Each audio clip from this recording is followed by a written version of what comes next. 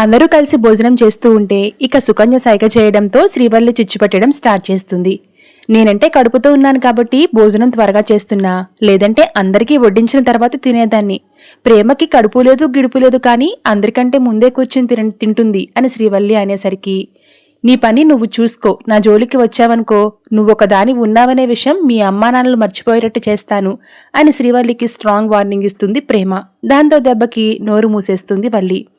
అవును పెద్దదునాయ్, ప్రేమ వదినకి తిక్కరేగితే తల పగలగొడుతుంది. ఉదయం విశ్వాగాడి ఫ్రెండ్స్ని పిచ్చకొట్టుడు కొట్టారు. నర్మదా ప్రేమ వదినలు పైకి చాలా మంచివాళ్లా కనిపిస్తారు కానీ తేడాలు వస్తే పచ్చడి దంచినట్టు దంచేస్తారు అని వార్నింగ్ ఇస్తుంది అమూల్య. ఇక అందరూ తింటూ ఉంటే గీతకి అవతల ఉన్న నిలబడ్డ నర్మద ఆకలితో అటు ఇటు తిరుగుతూ ఉంటుంది. సాగర్ కోసం ఎదురు చూస్తూ ఉంటుంది.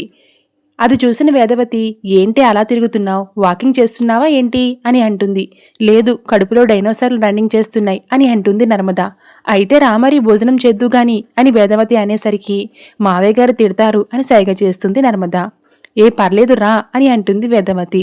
ఏ నర్మదా అక్క, ఇంకా భోజనం చేయలేదురా, వాళ్ళు వంట కూడా చేసుకోలేదు, నర్మదా వదనకి వంట కూడా చేయడం రాదు అని అంటుంది ప్రేమ.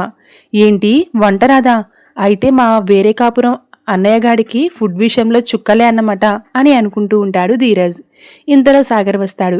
ఏంటి సాగర్, ఫోన్ చేస్తుంటే లిఫ్ట్ చేయవు అని నిలదీస్తూ ఉంటుంది నర్మదా. Thanks for watching.